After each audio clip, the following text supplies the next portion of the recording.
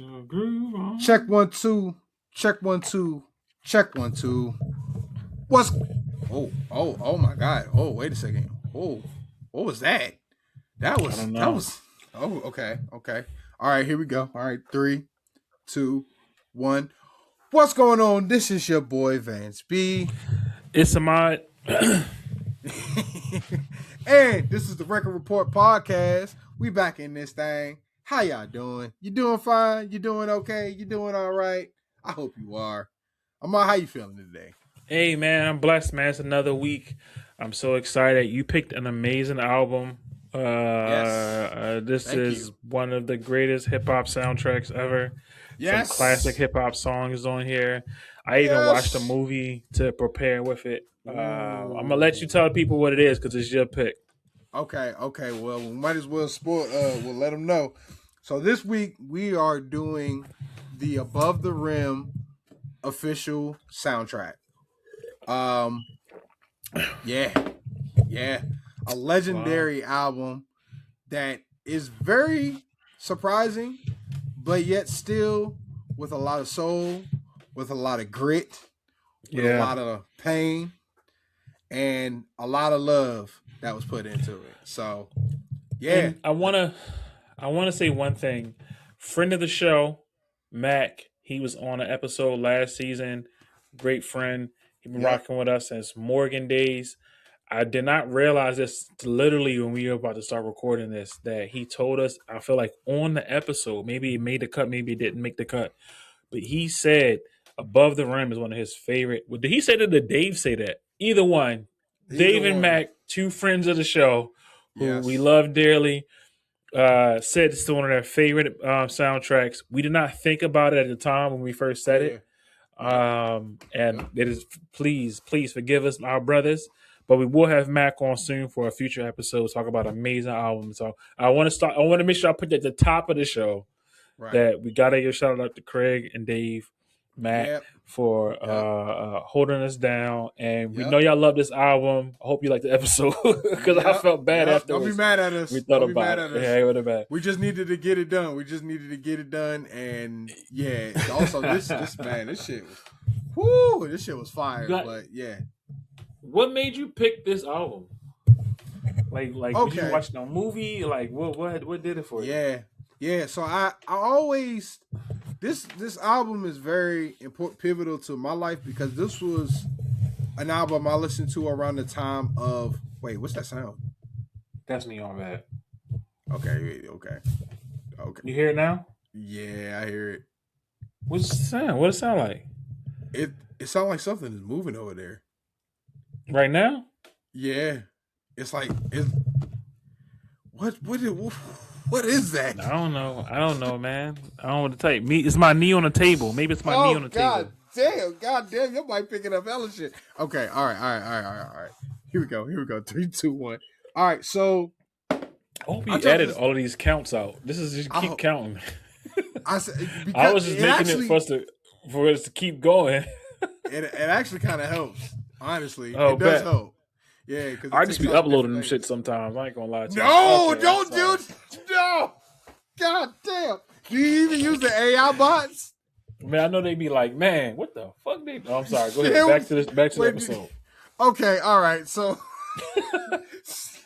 all right. I chose this album because one, I definitely saw the movie, and then two, like this album was pivotal for me because it hmm allowed me to learn about um rap at the time that it came out. hmm What the fuck is that?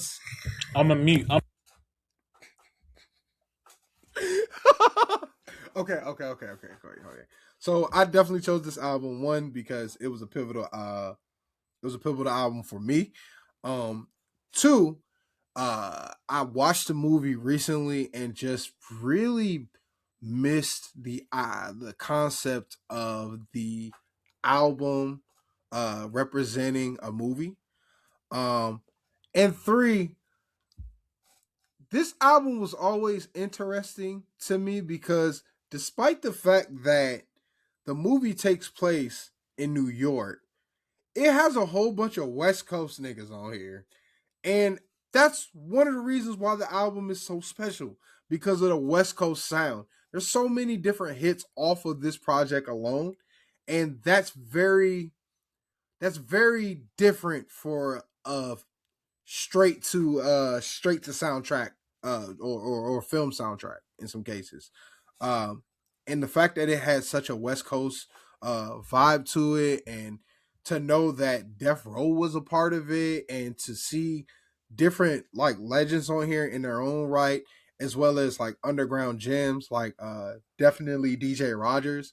It it really caught me off guard at the time, and to this day it catches me off guard now because it was such a different, how should I say, it was such a different magnum opus regarding Death Row, and also th- this movie when it comes to the whole cultural zeitgeist regarding old school 90s hood movies, you know?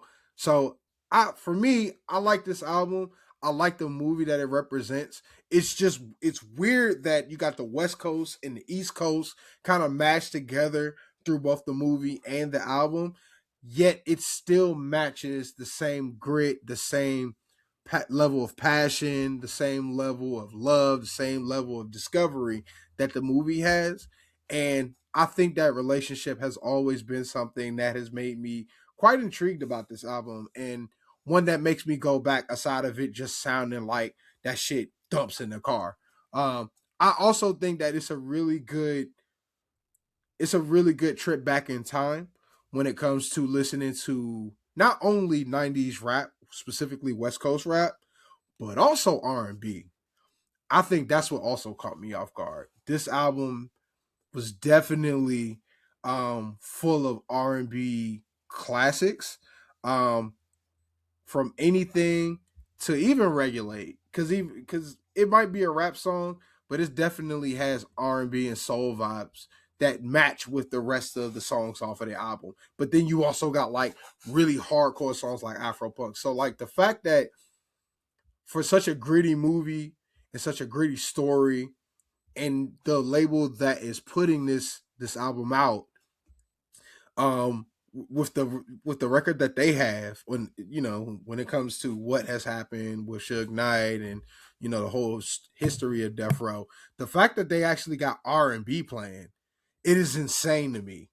And And SWV, weren't they on Puffy? Was this pre them on Bad Boy? Were they on Bad Boy, or did he just do Bad Boy remixes for them? Am I tripping? let's see, let's find out. So this came out in 94. Their first album came out in 92. At this time, they were signed to RCA. Yeah, they were signed to RCA. Their producer was Brian Morgan, but I don't. I think that's how they were able to get in. I don't think they were signed by Diddy at this time. Yeah, they were mainly signed by RCA Records.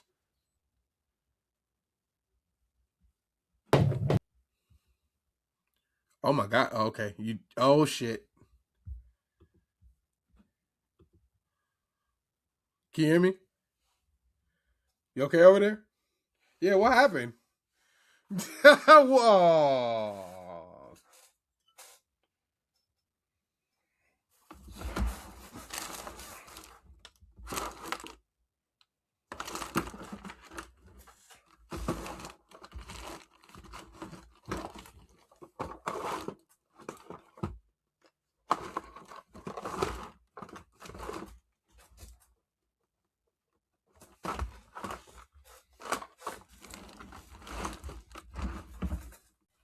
Wow, I don't know what that was. Okay. That was about. Yeah, that was wild. Okay, All that right, was so that was the same. yeah. So Yes. anyway, back. I'm still alive. People did not take me out. Yeah. Yes. What was I about to Oh, say? yes. He's not dead. The interesting SWV thing is interesting. The R&B is interesting. I really would have loved to know what Suge Knight's role was in this. It was so many hands in the pot. I know Mm. Dr. Dre was also like executive producer or like associate producer or producer, some type of sort.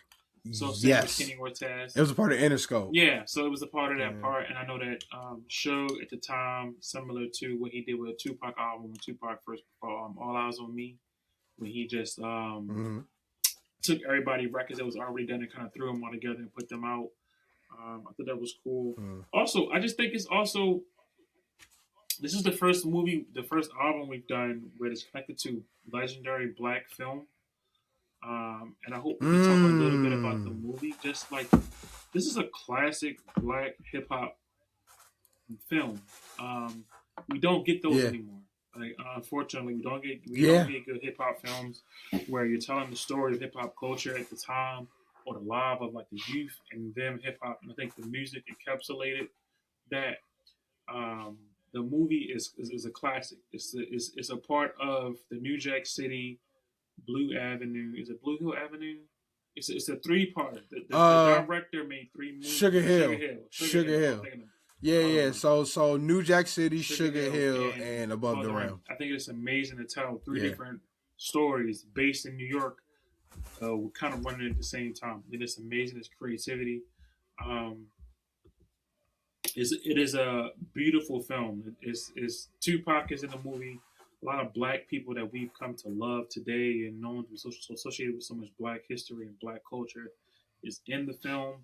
It's in a beautiful story of essentially two brothers, but it kind of derails because Tupac gets shot in real life, so they had to kind of turn the movie somewhere else in a different perspective towards the end. It couldn't really feature him as much.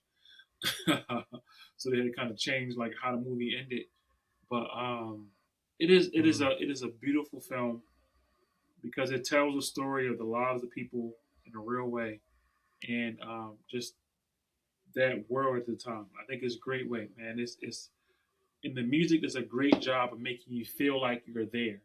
So whether the sound Yeah. is the R&B songs you mentioned, or whether it's regulate, or whether it's I will say I wish there was more New York songs on here, but I'm gonna leave that alone. But it was a great album. Yeah. That's one thing that I will say. Yeah. Wish there was more New York on I think the only New York act that I know of, unfortunately for I guess for time's sake, is Aaron Hall. here. Yeah, Because I know Aaron Hall was in Guy. yeah. I mean, But other than I'll that, be everybody. I'll be short from the East Coast too. But Oh yeah, yeah, yeah, yeah, yeah. Because wasn't he a part of Uptown yeah, Records? yeah, he was. Yeah. So I think if it Yeah. was based in LA, I wouldn't have that same issue because the Yeah. sound would have matched to the whatever. Tupac is like grew up in New York, lived in New York, lived on the East Coast, so maybe Yeah. that's why he does count because he does like at the time he wasn't really claiming the West Coast like that. Um, Yeah. but I do wish there was more New York representation. But again, Tupac does check that box off as an East Coast artist. At the time, this is before he went to his West Coast. But this is before he was on Death Row. This is Yeah. '94. So this is before Death Row stuff and before he goes to jail. So yeah, Yeah. Death Row was after. Also, on the cassette release, they also had Tretch on "Loyal to the Game." True. So Trash is on here. Good point. Good catch. So Yeah. yeah, so there was some East Coast vibes. True. Good point. Good And then point. Crack 'Em Up also had that sound and aesthetic too, Good even point. though they're from Watts, California. Also deep, man. Okay, all right, we'll get into some of the songs because I felt like it was really tough to choose 3 songs Did from we this say album. the album yet? Damn, every it's time, Above the Rim. yeah, we did. I did. Oh, bet, Above bet, the bet, rim. bet. Yeah. I'll ship it. Yeah, we've been said that. Yeah. Do you want to get Yeah. it going? I was like, do you want to pick? Do you want to start? Do you want me to start? How you want to do this? This is your album, man. So you running the show today. well, nah, let's go with you first, man. The guest always goes first. Oh, Okay, not cool, the guest. cool, I mean, cool, you cool. goddamn. So The person who let's doesn't pick the album. doesn't choose. I'm gonna yes. pick Yeah. Afro Puffs, Lady of Rage. I rock. Ooh, my God, you're starting out. Puffs. Woo! Go ahead. With your Hey, bad self. walk on with your Man, bad I love this self. song. Yeah. I absolutely love this song. Yeah, I've same here. always loved this song. I didn't even know this song was on this album when I first heard this song. Oh man, It's just like she was just talking big shit the whole album, and then when I Yeah. realized, and then when I didn't really know about Lady of Rage that much as a youngin because I don't really know about. It. I kind of learned about this through features and stuff like that. But getting older and realizing who she was from the Friday movies and other shit, other stuff, Yeah. and then putting it all together, It's just a cocky, it's a braggadocious shit talking, and I think that's fun, man. Like I think that's an element of hip hop that is so important, especially in women hip hop, because a lot of times, um, especially today, I'm not trying to get on a pedestal. A lot of the braggadocio is rooted in like sex. But if you listen to this Yeah. album, listen to this Yeah. particular song, Afro Plus with Lady of Rage, it's not her sexual prowess. And there's nothing wrong with that. But I think it's balance is also healthy use of Yeah. hip hop as a culture. She's not doing it. She's talking Yeah. about how good of a rapper I am. She's saying Yeah. like Yeah. I'm a beat you. I'm a out rap you. I'm a out lyric you. I'm a out You're write you. I'm right. a out bar you. I think that's so important. We In have my Afro in puffs. my Afro puffs. You know what I'm saying? I think Hey. that is so fun. It's refreshing, and I love it. So it's just Yeah. you play this with the music down, and you just yell it loud as you hot because she just talking cash shit the whole song. Yeah. I love it. Right. Right. Right. I like the fact that she plays the alpha woman in the Mm-hmm. video. The fact that she like pulls up to like the all black ride, you know what I'm saying? Like she's the focus of the entire video. And then you just got Snoop Dogg in the back, just jamming, just co-signing. Yeah. But it's just her spitting, you know what I'm saying? She got the crew in the back, like she just had swagger throughout the entire song alone. And the way that she's just spitting, it's very different compared to how many other 90s rappers were like back in the day. Something very different that I experienced, you know what I'm saying? The beat was already West Coast, but it still had kind of like that West Coast vibe from back in the day. But her voice and her flow over this song, bro, it was just fucking dope, bro. And I remember just watching the video back in the day, but just to have it bang the way that it does constantly, man, hey, that shit is fire. Yo, Yeah, she yeah, opened the that shit verse off. hard, Now bro. I'm hearing MCs like Hadouken. And ain't no doubt about it, I'm undisputed. Hadouken! She was just talking trash, man. And there's actually I actually really do miss this. I think some rappers still do. I think J. Cole do it a lot too, is where rappers used to rap about how good they were at rapping. And Right, there's like a art to that, and I really miss it because it's like a I'm like I think we like for example, let me just explain that. A lot of times we've personalized music to a point now where we want rappers to tell us about themselves. I think that's great and we love it.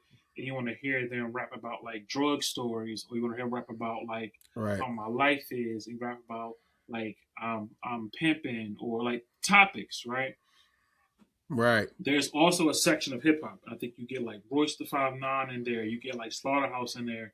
You get like Eminem in there. You get a Lupe Fiasco in there. MF Doom, where they are rapping to tell you how good they are to rapping because rapping, hip hop, rap in Yeah, itself is an art. The ability to take words yep, and idioms and nouns and verbs and the ability to craft a language, if you will, is a skill, is an art form.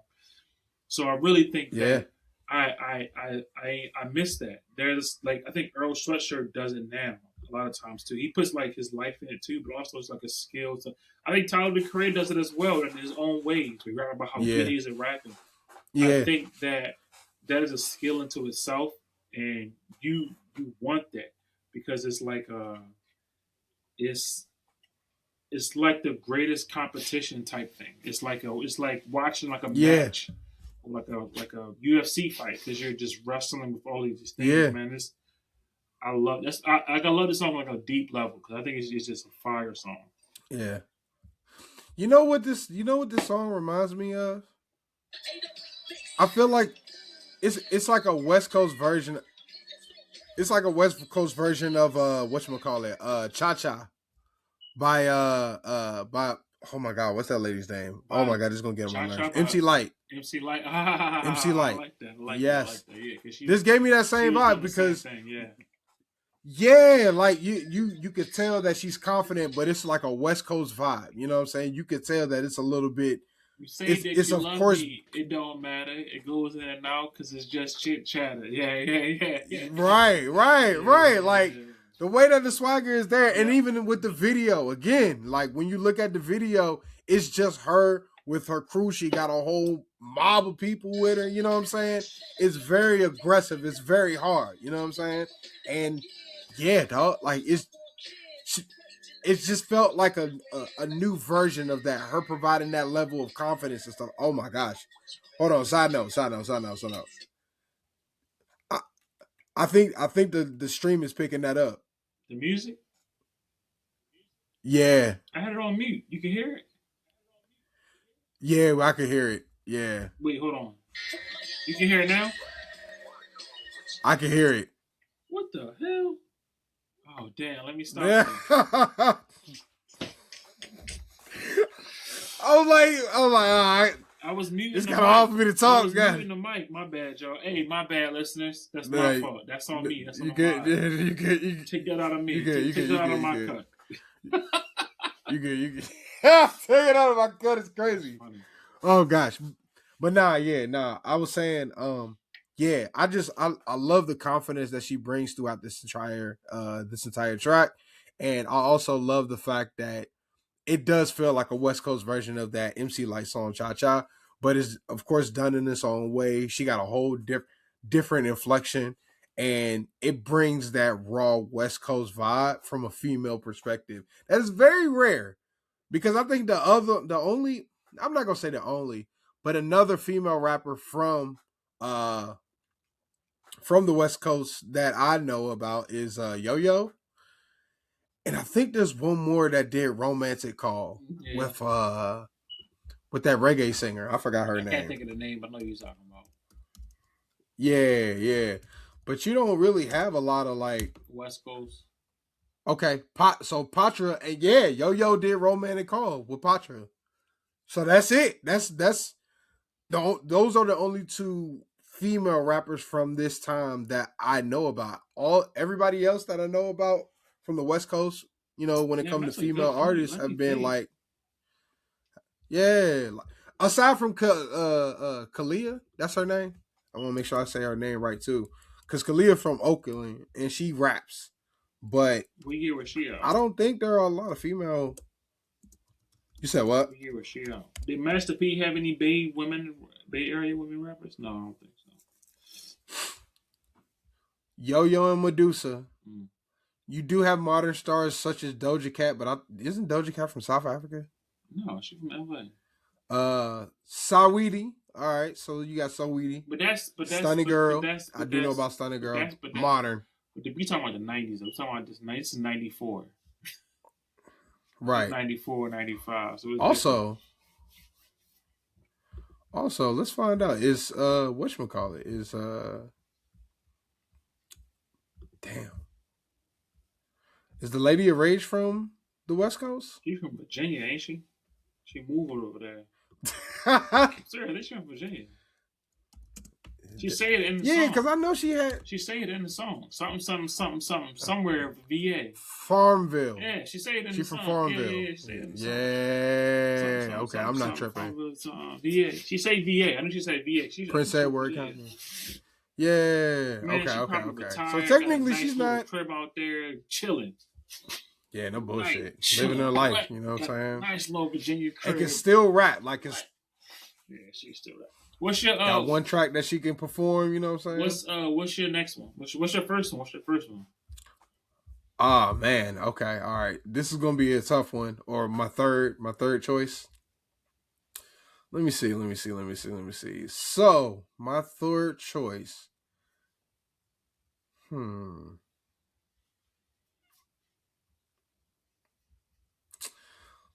Let's go with something. Let's go with something easy. I'm gonna say "Pour Out a Little Liquor." Damn, I love that song.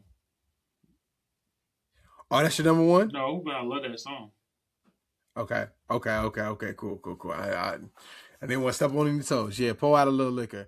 I'm not gonna lie. When I heard this originally, I knew Tupac was gonna make a track for this movie, but I honestly thought we were gonna get the track that was off of the movie onto this one. And you kind of do in some case. Well, no, actually you don't. You don't get you don't get the actual song that was the intro for this movie, which is crazy. But I'll say Pour Out a Little Liquor because it was one of the first few songs that I liked from this project before actually indulging in the rest of it. Um, I like the fact that this felt like the Tupac between um, the Tupacalypse Now, the Strictly for My Niggas Tupac, but then you could kind of see that this was transitioning Yeah, into the Me Against the World yeah, Tupac, absolutely. and this was right, yeah, like this was right there. And I don't know necessarily if this was during his first shooting, but you could definitely tell that he had a lot of that grit from the East This Coast, was recorded. This and song was he was recorded. able to bring that. The song was recorded before the shooting, and the movie was being filmed during the shooting. So he got shot while they was filming the Ah, movie. That's why he did was. That's why they had to kind of change it towards the end because he wasn't able to be a part of filming. really? Cause like it seemed like he was in the entire movie, like even up to the point Yeah, where yeah. he handed dude the gun and shit. So like how they just made a tournament, like that was the part that will always confuse me, not necessarily Wood Harris is on the an is story. on he did an interview. I was like doing shit before listening to stuff for this, and he said they had a body double for Tupac for some of the Oh last shit! scenes. If you look at the, he said some of the last, like the basketball scene, some of them last scenes, he had to get a body double for Tupac because he got shot while they were filming the movie. Damn. Crazy, I know. Yeah, Yo, which makes sense because that's why he was in New York at that time. there you go. And one You thing know about why, and Tupac then that I why he gotta also went say to the though Quad that I love Studios. about Tupac is Tupac makes you understand the power of a day. This nigga used every Yeah, minute of a day, yo. He didn't waste a minute. He did not yeah. waste a minute, dog. That's why I love Pop. But yeah, keep talking. I'm sorry. Go ahead. No, you're good. That's honestly a great point. Like, if he didn't take time, being creative as an actor, he took time being creative as a writer. He took time being creative as a poet. He took time to be creative at when it comes to fashion and helping black owned fashion labels get put out there, like Carl Kanai. Like, yeah, yeah. To carry on with that, like I like what he was talking about in this particular song. Of course, it's pouring out liquor is clearly a form of respect for those that passed, specifically your homie. But I think for him, he makes you realize how significant it is to do it, despite the fact that the idea of us drinking our problems away, the idea that we do have people that die every day. Um, Specifically in this case, it seems like it's from crime and hustling, trying to make that profit for yourself. You know what I'm saying, for the homies. But in so many cases, for like you and me, it might be that friend that passed away through like illness, things like that, and you got to find a way to pay that respect, but you're still dealing with the issues at hand for your own self. You know what I'm saying? Whether it's it's somebody playing with them hoes for, what I'm saying, or as long as they got they Glock fuck the coppers, hanging on the block, slinging rocks and making profits. You know what I'm saying? As long as they're able to do that and make that profit, bro, like they good. But there's still that survivor's guilt that's there. There's still that pressure that is there. And I guess to bring this all in a nutshell, man, like I just like the fact that he made something so simple, something that was kind of a stereotype at one point, later on, headed to the 2000s, and kind of provide a deeper context to just something that so many people do in so many different ways, especially within the black community, because a lot of times if we don't pull out any liquor, we're lighting something up for somebody, Yep. you know. I think that song was special to me, and then also that fucking beat, bro. That shit was hard too. So I think for me, like this is my third because it showed you could see that the level of grit that Tupac had from this song alone kind of showed the grit that he had both as the actor and then also the artist going through that moment of his life. I don't know necessarily if this was made before or after the shooting, but I think after the shooting it provides a bit more context It to was what was happening in his life at so the time. it was made. This is also one of my favorite Tupac songs. This is also one of my favorite songs on the album. And one of my first Tupac songs I actually remember is this is one of my first song I remember. And 'cause my brother had the Thug Life album because he's a big Tupac fan, and he played this shit. And I remember hearing this shit. This was recorded in the Mm. Bay, and you know that because at the end of he shout out Richie Rich, he shout out Governor, and he actually say I'm in the mother effing Bay. So it was recorded in the Bay, Mm. and it was recorded before the shooting. So early 1994, maybe 1993, he was going back and forth in the Bay. And what I really love about this movie slash this song is that this helped propel Tupac to stardom. Juice did too, Mm. but if you know Tupac back in those days, Tupac was not like a big number one selling artist.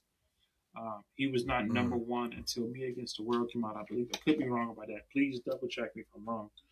But I think, Gotcha. yeah, I think Me Against the World when he first started like doing like big numbers.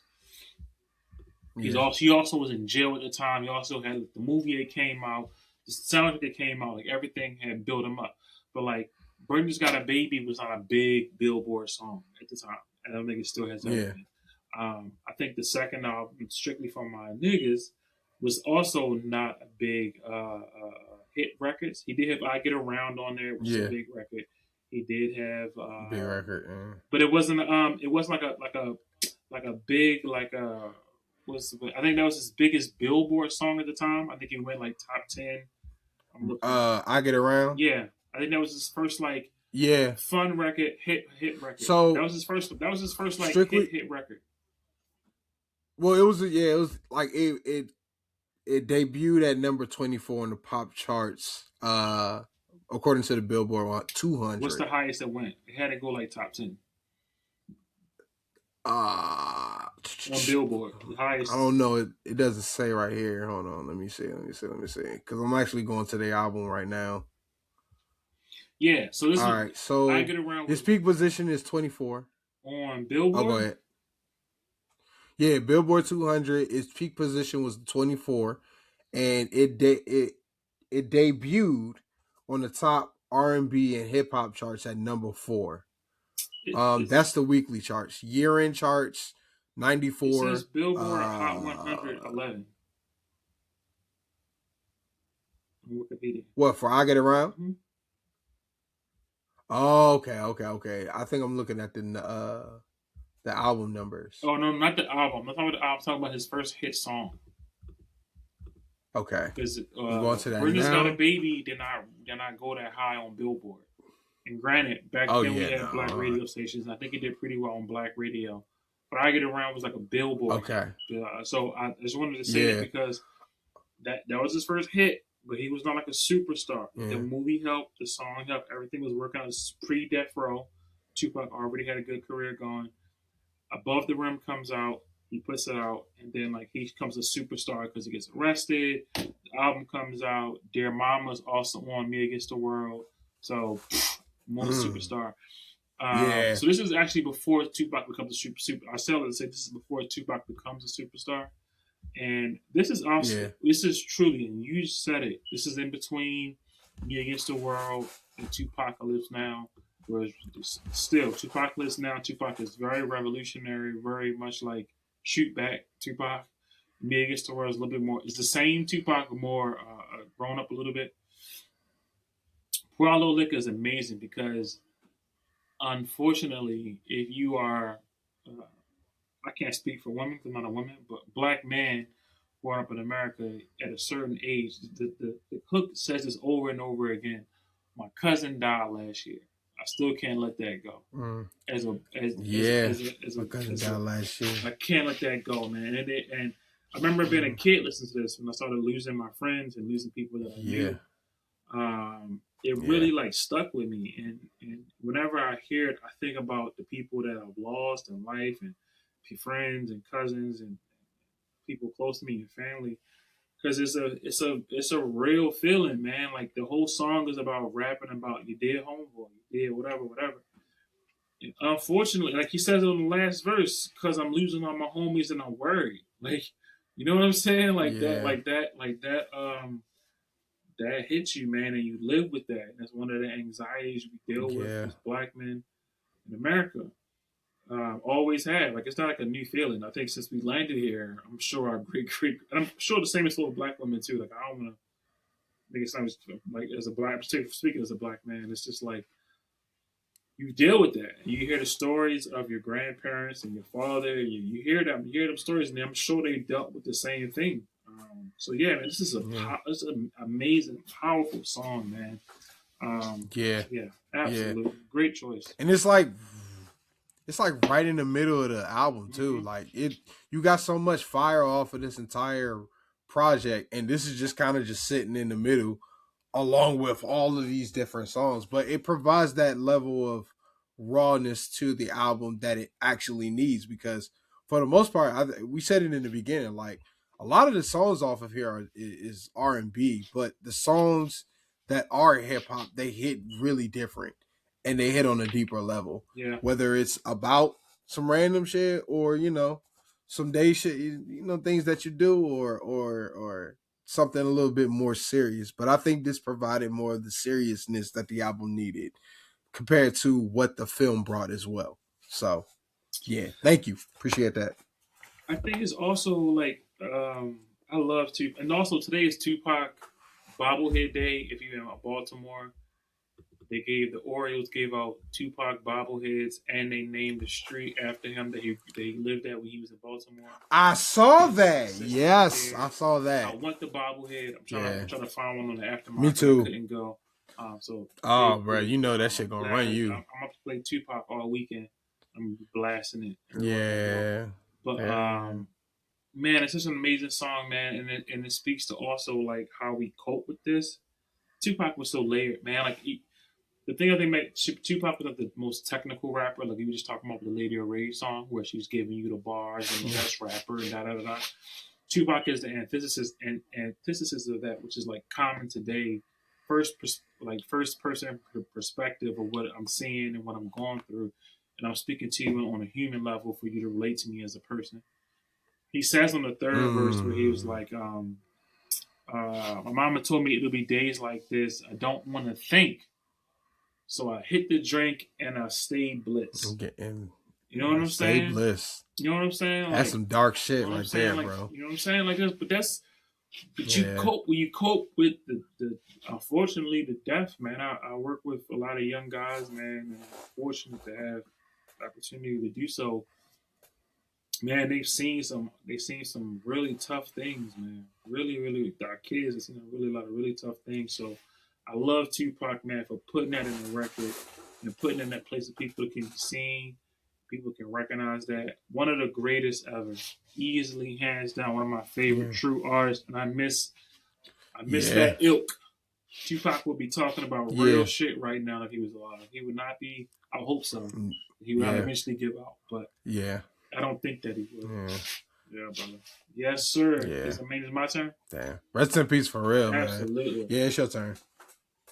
Ah, woo. I'm gonna go real West Coast now. Oh Um, shit. Okay. I didn't mean to turn on you. Oh wow. Oh Didn't wow. For mean to real. turn on you. Okay. I did Uh, not know we was going down this route. Okay. second. What Right. is his name? I'm trying to bring it up Didn't mean to now. turn you on. Second to none, Second to none. but it's produced Yeah. and featuring DJ Quick. DJ Quick, who does Yeah. not get the West Coast accreditation everybody else gets. Not everybody else, but others get. Right. Um, but Yeah, that's true. definitely, most 100% a West Coast legend. There's no dispute Yes. about that. Um, absolutely enjoy this song 100%. This is on my get Yes. ready, get my day going. We about to go. Really? We about to go. We about to go. You know what I'm saying? Stun on fools. Have an amazing day. Okay. You know what I'm saying? Everything gonna go smooth. Okay. You know what I'm saying? Put this Really? brush up the shower because you talking cash shit. You really didn't Could it mean be? turn It on can't me. What? hold by Come on, no man. You popping the easily. collar. Next You one putting your sex on cologne top on. of me. You putting your deodorant on. Yes. What, man? This is what that's, man. Yes. This is. Listen, it's ignorant. Okay, Yes. it's absolutely ignorant. So don't think you're gonna listen to this No, song I gotta go, and gotta be go. enlightened. Baby, This is not Tupac. Okay. I didn't mean to turn you on. Yes. Yeah, Yes. this ain't You Pac. here for a good You now. here for a good You here now. for a good time, Okay, not a long time. it's ignorant. Yeah, you here Don't for a good judge time, not a me long time. Yeah. by my music decisions. All right. Okay. I'm not. I'm just You be the saying more that's what introspective nigga. I be talking about the sound. It just feel like everything's in reverse right now. I'm just saying that's what you gotta tell yourself. Like, man, listen, don't Bruh. judge me based on my music selection. I'm just Bruh. picking a We gotta song that is gonna vibe out. But we gotta talk about this song because, like, dog, did you see the lyrics? I mean, the placement of the lyrics are amazing. I'm not gonna hold you on that part. You know what I'm saying? I'm just gonna throw that out there. Like the placement of how everything is put together on this song, it just fits so well, man. I'm so glad to know that DJ Quick was a part of this, and it makes so much sense the more you hear like the different instrumentals in the background, the tempo that is being provided. Like it sounds like a DJ Quick song, but I didn't even know that. I was just like, yo, this shit slaps. But yo, bitch, come down and take a ride with me. I'll show you how things are supposed to be. Like killing that cat from the back, break it down to the floor with a 20-second love. You don't hear me though? Now, baby, you gotta put your face up or even raise up. Like the mixture of like rap and R&B, dog, it's so dope. And it's very rare that you find an actual mix of R&B and rap like this.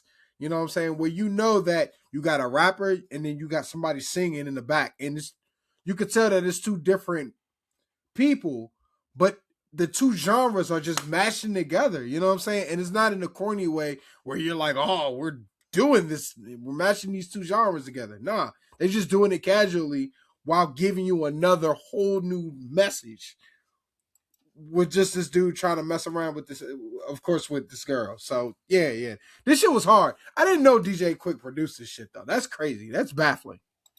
But you don't have to be. Ain't that him? Isn't that him rapping in the beginning? I know what a mic messed up. That sounds like him rapping. Yeah, I think that's quick. I never should have tripped with a girl to do misplays, but yeah, I think that's definitely DJ Quick. I just realized I'm using the wrong mic, so it sounds really bad on my microphone. Okay. The mic sound okay. awful? So I'm looking at. Hold on, because I got my music in the back. Okay. Does the mic sound awful? Yeah, I just realized it's the wrong mic. That's whatever. Okay, don't worry about this, y'all. Fuck it. Yeah. We'll do it live. Bill O'Reilly style. No. Do it live. Do it live. Bill O'Reilly. So yeah, go ahead. Tell me you quick. So yes. So Second to None is definitely a duo. It does not include DJ Quick. So DJ Quick is a separate act from Second to None. It's two people.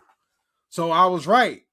It was more than one person, but I think DJ Quick is DJ Quick rapping over the beat?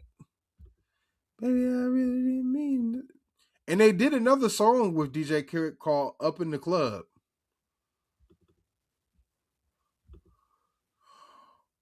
Oh no, they're rappers. Not rapping on here. They're rappers. No. Yeah, so okay, so it's definitely Second to None.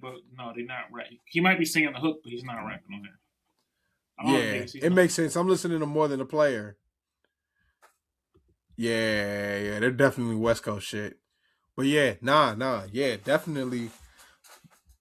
Didn't Mean to Turn You On was actually one of my favorite songs, like in high school. That was one of the songs that made me want to actually pick this album up. So this was one of the early ones that really made me say, all right, I might be fucking with this album. That, and then also actually my second choice. But I digress. We'll continue down that road when we get there. But yeah, man, I'm so surprised that you chose this song, bro. It's just I'm so surprised. You can have a rapper rapping their ass off like an Afro punks, right? This is the fun part about the hip hop soundtrack and what makes soundtracks so great It gives you different elements, Yes, different vibes. Different. We didn't even touch on the R&B joints, which is crazy. Like the I know. What? SWV, Jewel, Aaron Hall, LB Short. It's some. Oh, trust and believe. We It's better go down that route. it's some joints on there. So you get all of that right. You Yeah. get Tupac pouring out his soul and connecting to you on a different visceral level about some other shit you're going through and how you're dealing with the loss of Yep. a homie and your friends. But we humans, right? We live, we breathe and Right. through life. So also be moments where you wake up and you like, bro, I'm feeling like the man today. And you just in the Right. mirror, Right. putting it on, and you're just in the background, stepping your fingers, you get into it. And what he say? Because when it comes to loving, I Yeah. got a lot of hugging. Came, what? Come on, son. Yeah. Yeah. That's real. It's That's balance, real. brother. Okay, We so humans. so it's funny that you said that you mentioned that kind of scene because that scene was played out in another movie that had a soundtrack, A Thin Line Between Love and Hate, which I hope we get to now that we're actually doing this album. But yeah, I will say that I will say that it does give me that vibe. I do play this whenever I'm in the car because it sounds so good in the whip, make you feel fly and shit like that. And then on top of that, like the nostalgic sound that comes with DJ Quick, bro, it's just fire as hell, bro. I love the song. Yeah. Turn you on. I didn't mean to turn you on. Yo, you can. There's so many Hey. songs. You can pick every. You can pick every song on here for your top whatever. Like it's hard not to pick every song. Is you can make a Right. case for so many Right. different songs on here. So the samples, There's so many good songs. the nostalgic joints, the energy joints. Like it's so many. It's such a variety of possibilities of what it could possibly be. Son, like yeah, man. You can go either way with this. It's your turn. Was that mine? It's yours. You're next. You're next. You're next. You're next. It's my go actually. Yeah. Wow. Yeah, it's my go. Okay. Well, we're about to turn right into the R&B because my next choice is "Blown Away." Yeah, by B. Rezel. Yeah, this was my favorite song off this album back in the day, and it continues to be my favorite album now. Excuse me, my favorite song now. Um, it's so fucking cool. Of course, he's talking about smoking weed and just kicking it, but just the way that it's done is just so fucking fire, and it's still fly. For this to come out of Death Row caught me off guard because it's just so cool and it's so different from what normally came out of Death Row and the reputation that they've been known for. But the chorus, man, oh my gosh, man. I just went by it. I'm about to, man. Oh my gosh. For the niggas today, but we be bumping in the.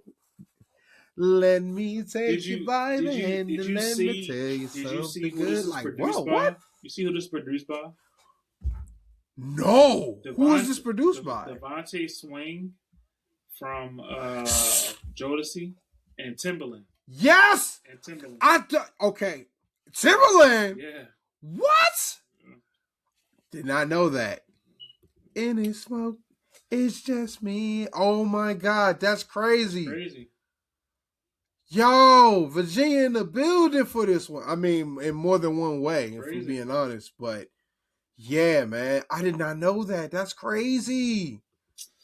Yeah. And this is like this song and the other song, Horny. Those are the only two songs from B. Rezel's catalog.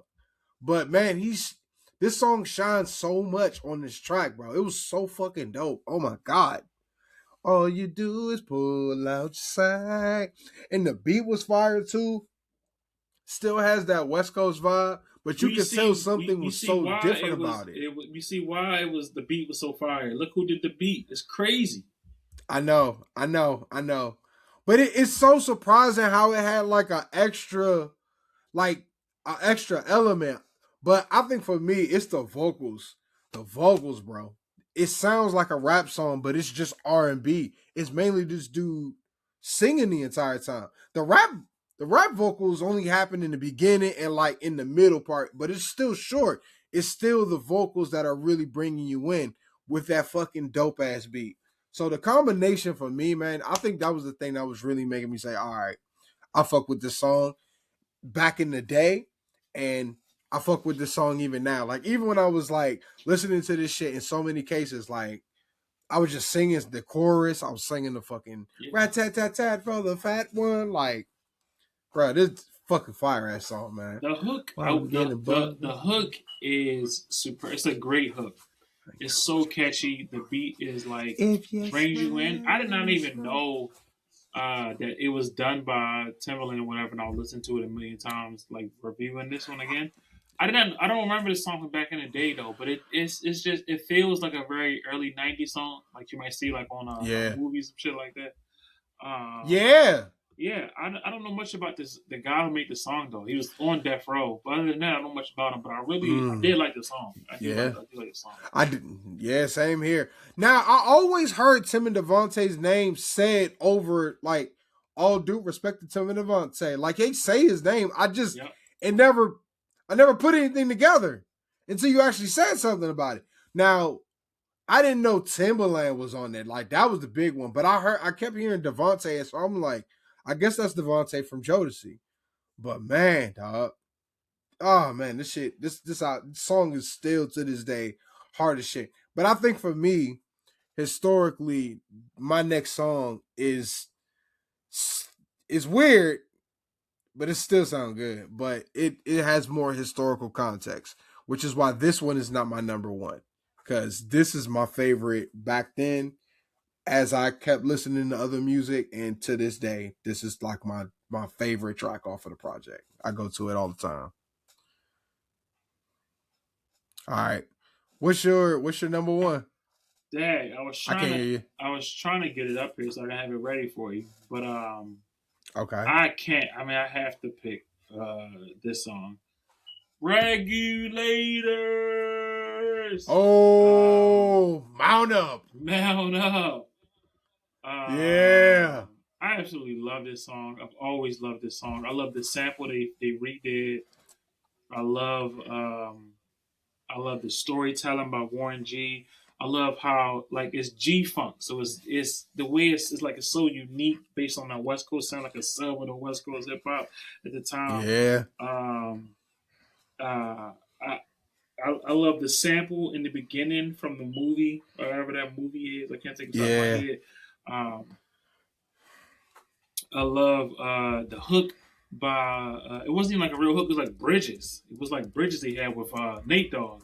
Just hit the plus five with Yeah. the orange, and he was kind of like going back and forth. Just hit the east side of the LBC, one mission trying to find Mr. Warren G. Like it was like he would go, and I just love the creativity of that. I would love to know how they did like decided the back and forth.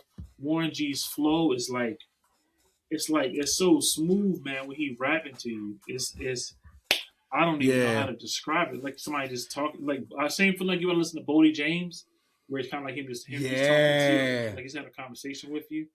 And it Yeah. goes even way better when it's like on a beat like this and a slow pace. And it's a classic hip hop song, like classic. Yeah. This is one of the most classic hip hop songs. It was one of the biggest records of the time that year, I believe, if I'm not mistaken. Um, yeah, man, I think it really showed the creativity of hip hop, specifically West Coast hip hop. At the time, West Coast hip hop was not doing this level of storytelling within their commercial big records. You had Snoop, you had Dre at the time, you had like the Chronic, you had Doggy Style. Doggy Style did have plenty of storytelling, but I'm saying from a single Yeah. perspective, Dory Star Doggy Style had Yeah. so did Chronic too had storytelling elements to it as well. But I'm saying as a single, Right. this is a single with it around a storytelling that Yeah. was kind of creative. Yeah, man. Everything One of was the kind of wrapped up in a, yeah, yeah. Go ahead. yeah, in a bow. Yeah. What you want to say? Oh, no. I was gonna say, yeah, everything was wrapped up in the bow. Just adding on to what you were saying. What I will say about this was that was also super dope was to actually kind of hear this story played out. Him actually being consistent with Snoop Dogg providing that level of context, and also providing like the more fun, positive aspect, and using his voice to actually I guess, give you that energy needed to not make this depressing. So if you didn't like the lyrics, or you're not really banging with the lyrics, you could at least sing what Nate Dogg is saying. You know what I'm saying? And he just knew how to make this feel more of like a street ballad compared to it just being like a West Coast rap song. In my case, you know what I'm saying? I absolutely love this song, man. I love like he did an interview one time on somewhere. I don't remember which one. He was just talking about how like it was like he basically pieced together a bunch of real life situations he's been in to tell like this story over a different. So he was shooting dice. He said he loved shooting dice. He said he was talking about the cars and like the women and like chasing women around. I just love how it's like a this is like a historical hip hop song. This is like a major. This is like a big. This Yeah. is a Billboard hit record right here. I don't even know how Yes, it high it went was. on the chart. This is like a hit. Let's This find is a out. hit record. Um, Yeah, yeah. on the soundtrack, and I think eventually he put it on his album as well. God damn. Yeah, this is a hit record. I'm looking at all the chart right. I'm looking at all the Chart charts was right now. crazy. So it went How number did it go? so it went number one on hot rap songs. Mm-hmm. Specifically number 3 rhythmic airplay, 32 pop airplay, 7 hot R&B hip hop songs. Number 2 on the hot 100. You know what I'm saying? Number 2 on the UK dance music. Number 2 on the UK dance. Number 5 on UK singles. Yeah. Let's see. Certified gold in Australia, certified gold in Denmark, certified gold, certified platinum, 5 times platinum actually in New Zealand, 2 times platinum in the United States, and 2 times platinum here in the US.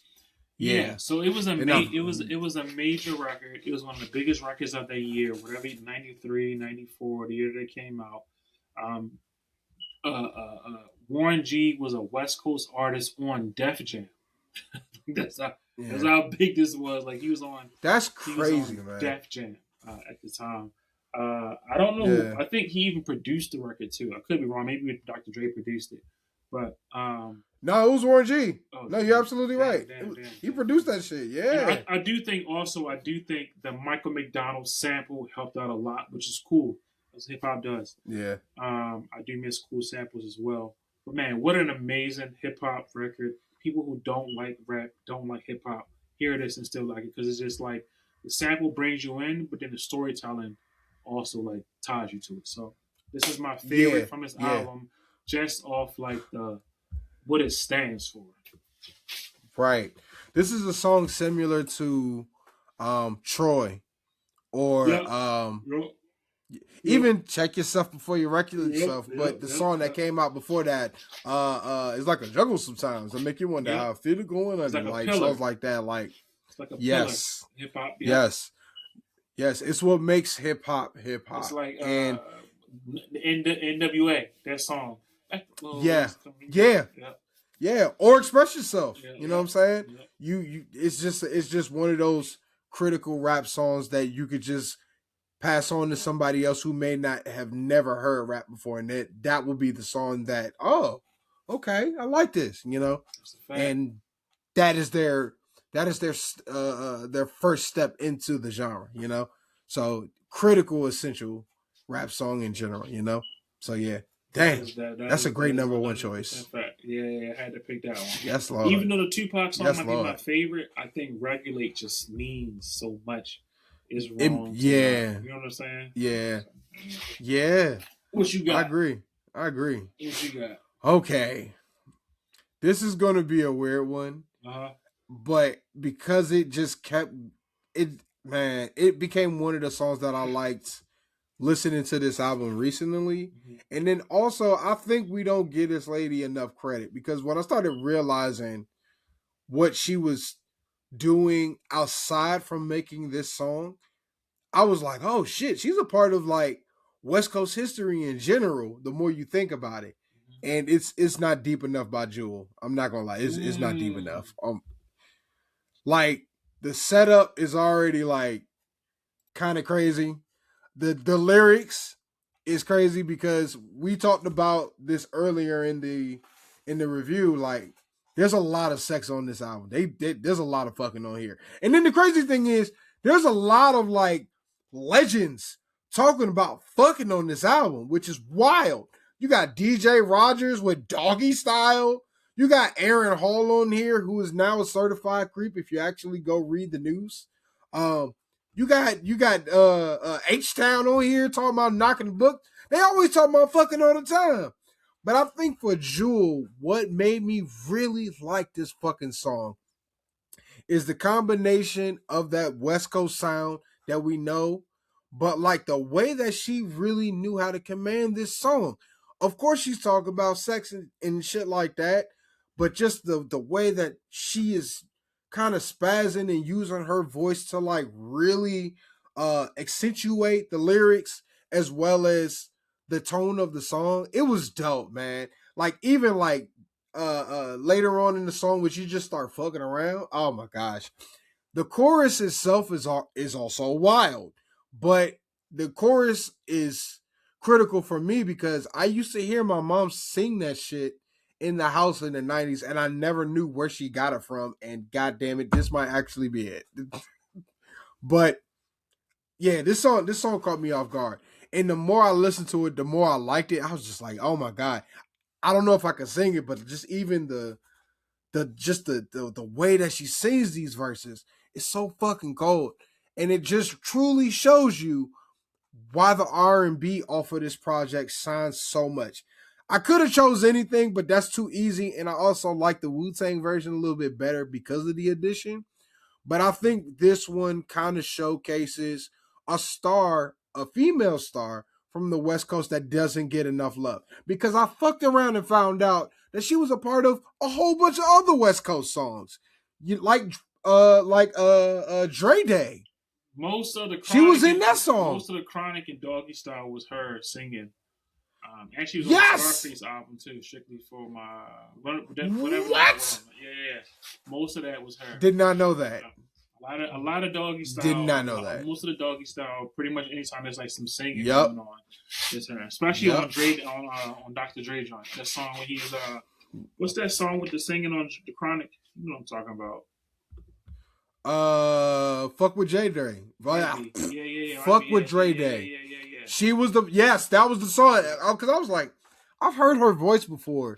She was the lady that was saying, "Oh, Yep. yeah. That shit, bro." When I found out, I was like, "Oh, that's a crazy connection." And I don't think she had an album that came out because even when you go to a Spotify, like she did, the latest that she had one album. She put out 3 albums. Oh, for real? It might not be on. Okay, streaming. give me him. It might not be on streaming, but I don't know. I didn't. Hold on, I'm looking now. I didn't. Yeah, it's definitely not on streaming, but I'm looking now because I definitely want to see the albums that should drop. Because I'm like, you would think that somebody who was kind of a pivotal part of like building Death Row to what it was would get like their own project. She kind of was. But I could be wrong. She kind of was their R&B artist. They just didn't push her, I guess, or get her out there, or whatever the case may be. But she definitely, was. She did put out 2 albums, I want to say, on that on Death Row. I could be wrong, but I think I'm not. Damn. Yeah, she put out. I think I could be wrong. Bruh, I'm trying to look for her Wikipedia, and it's not even pulling.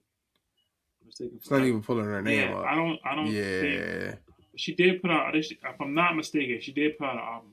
I could be wrong. Okay. Black Diamond on Death Row in 2011. Oh my goodness. And then Jewel, shit. 2011. So she never really released the album during the peak of her. She put an album out on 95. Maybe she would have killed it, but but they had that Death Row kind of got fucked up at the end. Yeah. She died in R.I.P. 2022 as well. Yeah. From Chicago. She was from Chicago too.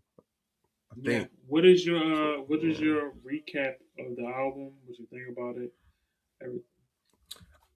I know that everybody like there are so many different songs off of this project that any kind of rap fan, any kind of R&B fan, any kind of fan of music can grab from this album.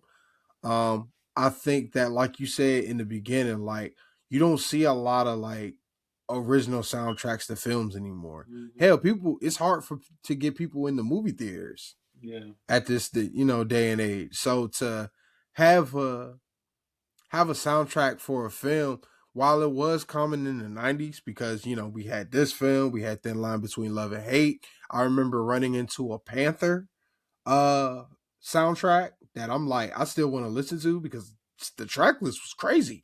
Yeah. But just to live at a time where this was like common, and it allowed artists to really get creative with the music, and also tell stories about artists that may have not gotten that push that they thought they were going to get, yet they still contributed to the overall history of rap music in this case, as well as R&B in other cases. I think that this album is one of those pivotal albums for that, I guess, genre of projects to be made. And I feel like we need more of that this day and age. I'm not saying that it doesn't happen all the time, because we definitely got the Black Panther album, and that was the first time in a long time where you felt that same energy towards an album the same way that you felt towards a film. But I do wish that we had more artists, whether they're young and up and coming or they're already established and they're just dropping tracks like that. I do wish we had more um original soundtracks like that. I think aside from the Black Panther album, I know that what was that shit? Superfly. It had an original soundtrack with Future in it. Good Now, point. of Hey, course, that's absolutely yes, sir. You're right about that. and I'm not gonna lie, there's some bangers off of that album because I Absolutely. listened Future and produced because it. Wasn't Future EP that? yep, he was the Mm. EP of that. Yeah, so of course, you see him, kind of spotlighted throughout the entire track, but you also got a lot of Atlanta legends and a lot of Atlanta hitters, on that project too. I know 21 Savage was on there too. You know what I'm saying? There's like I like the fact that these original soundtracks give maybe an artist the opportunity to EP or lead creatively. Because I know Kendrick led the Black Panther soundtrack, so it technically was like another album, even though it just had a whole bunch of TDE and West Coast people in there. But just in general, I think that this was one of the, now I wouldn't say one of the first, but one of the best original soundtrack albums to come out and kind of leave a mark on the culture, not only through the film that it came out with, but then also the music that came from this soundtrack changed the landscape of hip hop. Mm-hmm. Not only at the time, but even to this day, and continues to do so. Um, I absolutely miss hip hop soundtracks. I think Yes. movie soundtracks. I think the Spider Man movie also had a pretty good one. They Oh do a pretty good job. yeah. I don't think that the Ninja Turtle movie, because animated movie had a hip hop soundtrack. I do think they had songs on there. I think most of the Yeah. soundtracks are geared towards animated films and streaming. Animated films are streaming, so like I think we saw it this year with the Netflix movie, the South Korean film with the Golden Song on there.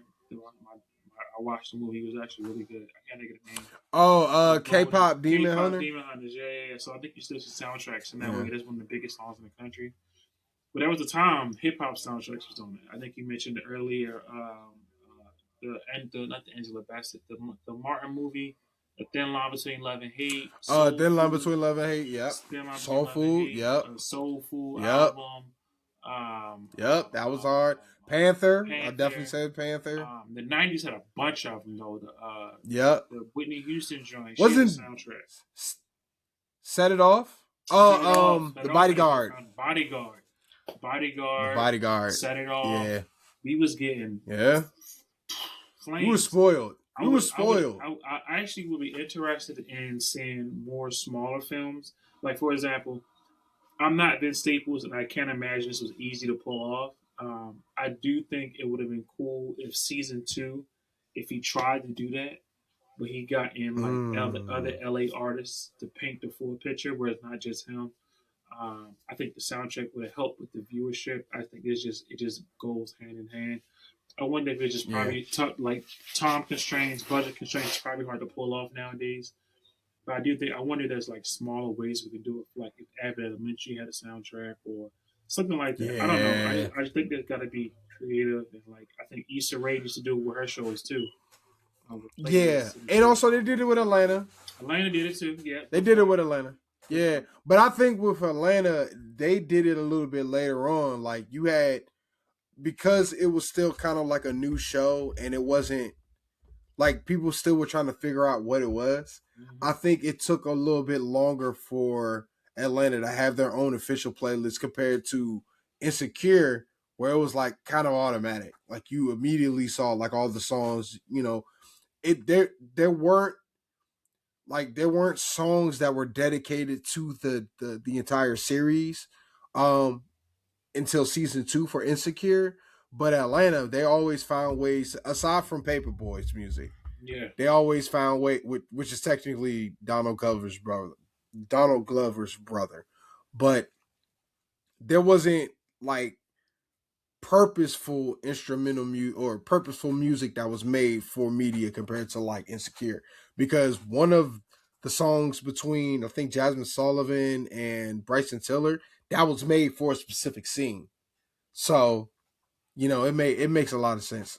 But yeah, we I wish we do have more albums that are provided this way, man, because it makes you want to go watch a movie again. And I'm not talking about just, watching it on streaming and things like that. I'm actually that's cool. It's actually cool to do. But to actually get up and go see a movie, have that experience in theaters, and then go back home and listen to the album after, that's a unique experience that I think it's hard to come by these days, and I wish Yeah. we had that same feeling. Yeah. I think it has to Even come with the back. tangibility of things too.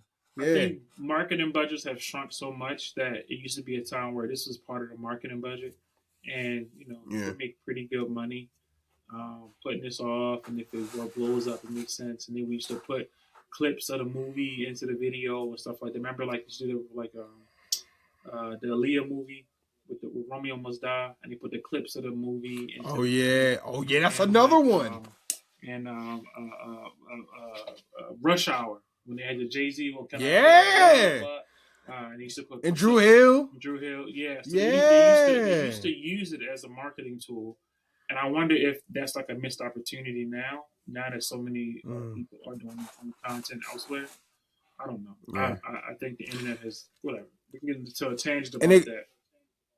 I mean, let's be real. It also costs a lot of money to do. You gotta have one if you're gonna have an album drop with a movie. You gotta make sure that it's something that's gonna bring a lot of people together, because we saw how successful it was with Black Panther, but then I saw how not successful or not as successful it was with Superfly, Yeah. which came out around the same time. So Well, it's like Superfly was also you. it wasn't a Disney movie either. So It was I know, I know. so like it's not Which is what, but the thing was, it was around the time that was still popular, or I guess because Black Panther set the tone, other albums or other movies tried to do the same thing. Yeah.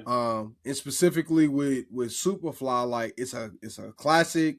It's done by a rap video director. Yeah. True. True. And then on top of that, like it had Atlanta in it, so you had to Yeah. kind of bring that vibe down south. I thought so they were it just makes trying sense. to make a Atlanta Belly. That's not what I saw. It's like an Atlanta Belly. That's what it's supposed to be. I honestly think it was kind of, yeah. Which is fine. Which is fine. 'Cause- Which is fine. I have no. It's not a diss. Yeah.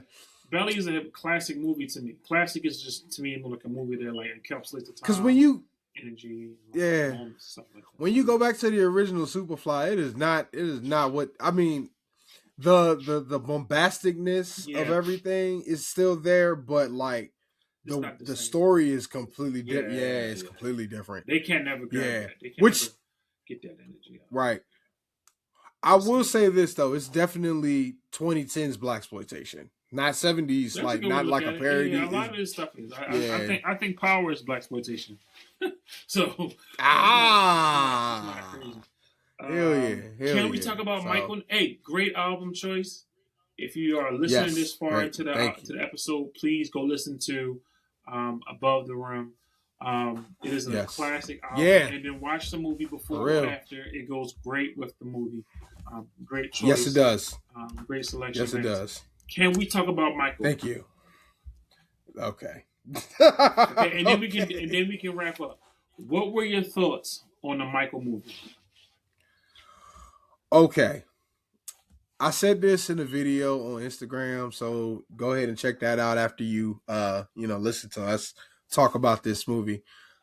I like the movie because it it managed to explain certain things that was talked about amongst fans, and it also managed to really bring back those memories of listening to Michael's some of Michael's best songs.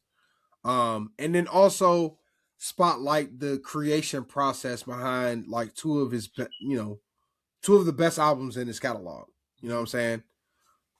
However, I do think that because of with the estate that was working with this project, and also the fact that I think Diana Ross didn't want to be a part, like she didn't want her story, or Yeah, I heard about that. I heard about that. yeah, she didn't want to be a part of that. I'll go look that up while we talk about it. But because I knew that there were going to be certain parts that were missing, I knew that they couldn't necessarily make this a deep dive into Michael's life.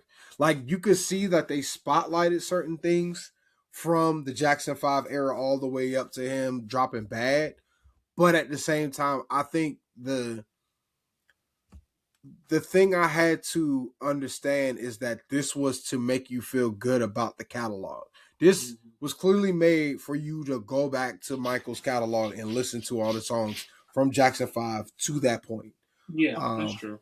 I just I do also think that they did manage to include some of the more obvious things that was happening in his life.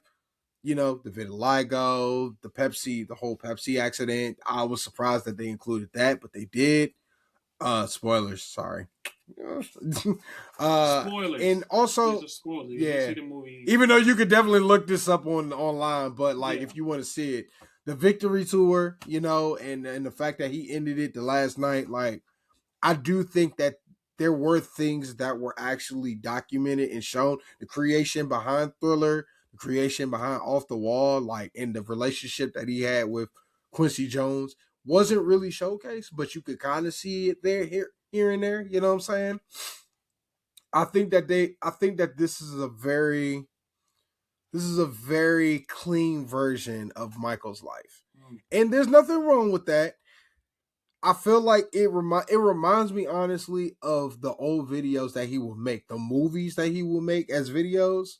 So like specifically Moonwalker, it gives me that feeling, but instead of it being a music video, this is his life. This is his life biopic. So I knew that there were going to be things that weren't talked about.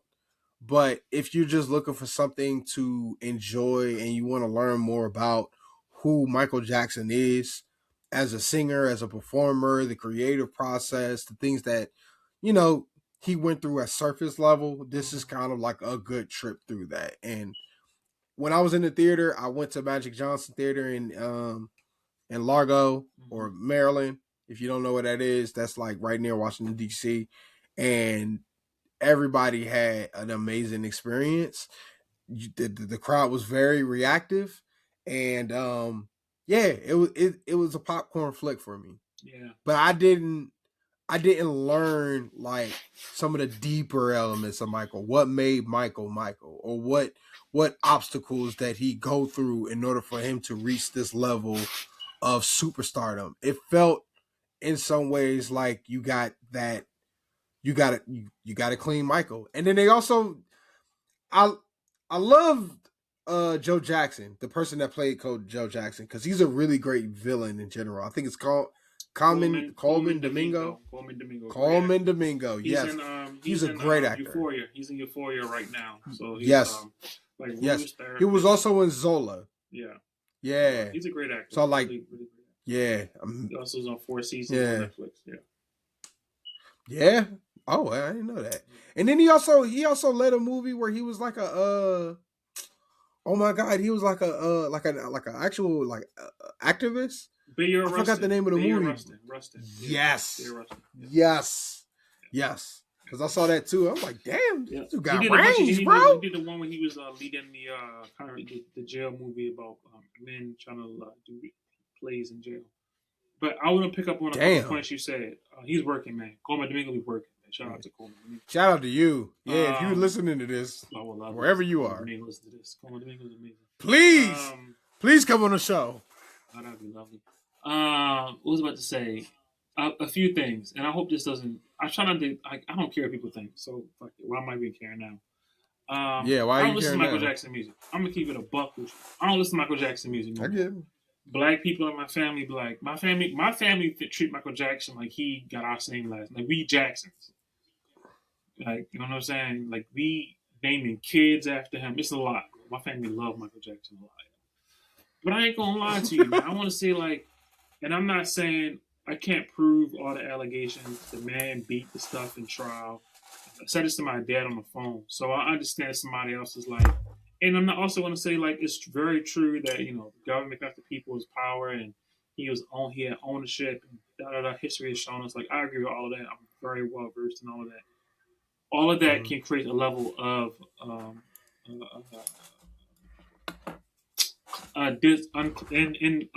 unclarity to be like I can't make a decision. That's cool.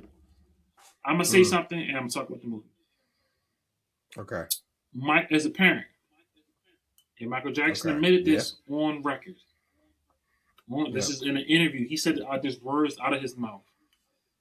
If my son, my daughters, my nephews, my nieces went to someone's house and was like, yo, we had a great time. We played with animals. We were on a roller coaster. At the end of the day, we all got in bed together with this old man. He slept in the bed with us. I'm going to say, you're never going over there ever again. You're never going back there, bro. He is weird. Like, something is wrong with that man. Right? Yeah. He, out his mouth, said that he was sleeping in the bed with these kids. So, as a man, that is weird. Yeah. It is. regardless of beat the trial, pay people up. Say it like it is, bro. Say it like it is. Out his mouth. Michael Jackson said that, and I can't listen to nobody that say stuff like that, bro. I just can't. Yeah, I'm not gonna lie. It makes it very hard to go back through his catalog. Just can't. Yeah. But the thing about his music is it's different from like people like Robert, Mr. Kelly, that guy, Michael Jackson. Contrary to what the movie portrayed, Michael Jackson worked with a team of writers. Michael Jackson was not in studios by himself. Writing all of these records. Right. You can go read the credits for yourself. Anybody out there. Like Michael Jackson very rarely wrote all of these songs by himself. Like that is not it's a bit of an embellishment.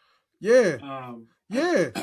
Because the guy that you just mentioned wrote a song for him. 100%. Smokey Robinson, Quincy, like there's nothing wrong with that. He's bigger than having to be. He's not Prince. He wants to be the biggest star in the world.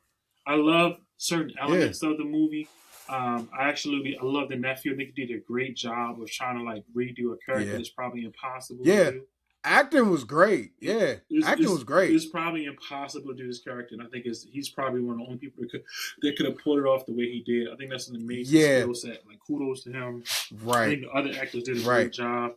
Not a big fan of the white saviorism in the movie, but I'm gonna leave that part alone. What I did enjoy was I love the Berry Gordy portion. I want to kind of talk more about Berry Gordy. That was dope. He played. Yeah. I'm kind of upset how they didn't show how maybe this is Diana Ross piece that got cut out because Quincy and because I wanted them to talk about Off the Wall more. Quincy and Michael. Yeah, I wanted to. around the Wiz, which led into Off the Wall, which led into Thriller. It's kind of like a thing. I kind of wish they showed like how Quincy and Michael were actually a little bit more intertwined. Um, Yeah. um, um, I didn't, I did not hate the movie. I think if you like Michael Jackson, you're gonna like the movie. If you Right. like good movies, you're not gonna like the movie.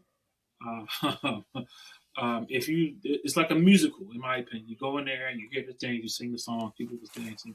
It's a I great time. agree. It's a great time. I agree. It's not a good movie. Yeah.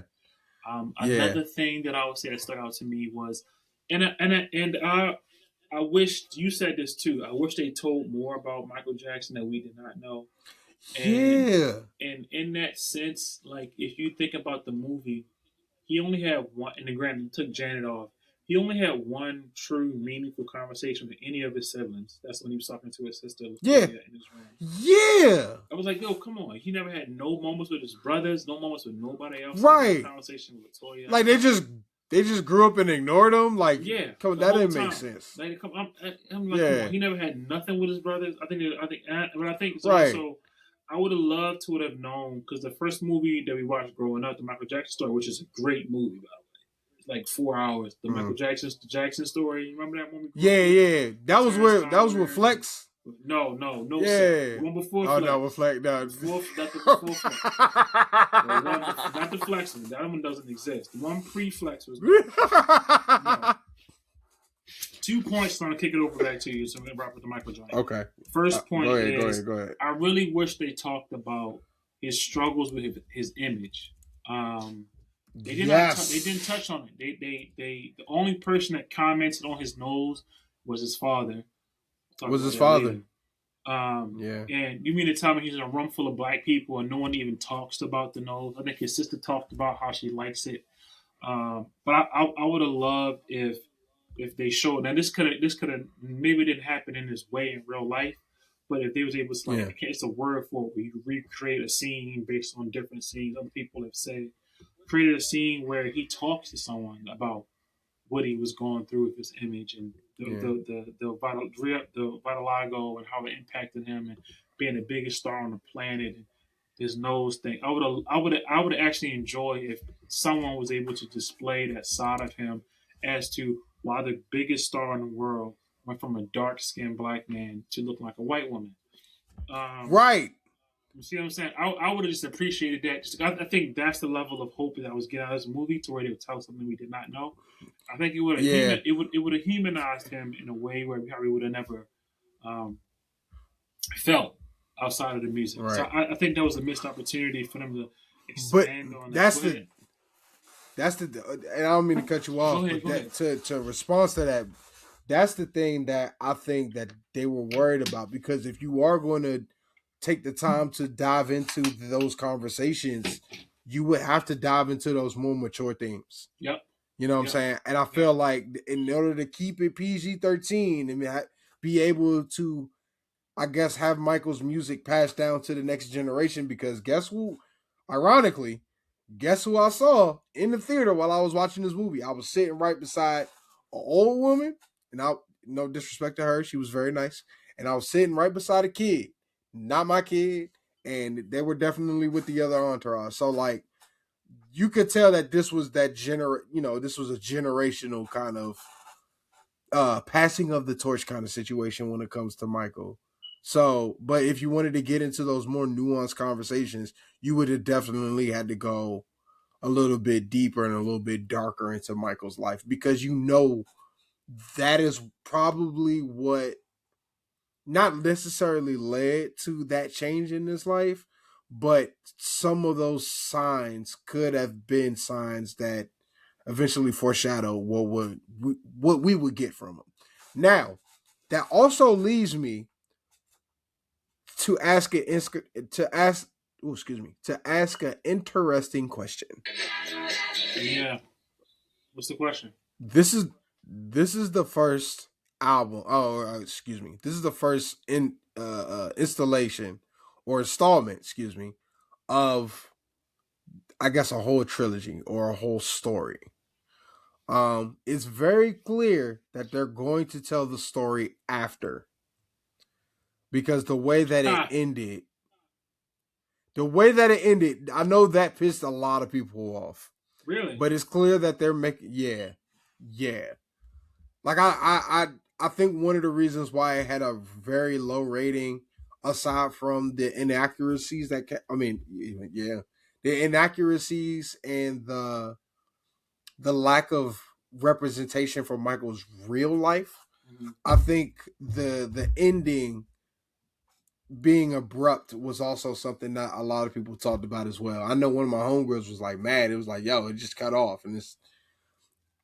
I mean, for me, I didn't feel that same way because when I was watching the movie, it already felt like there was so much that was happening.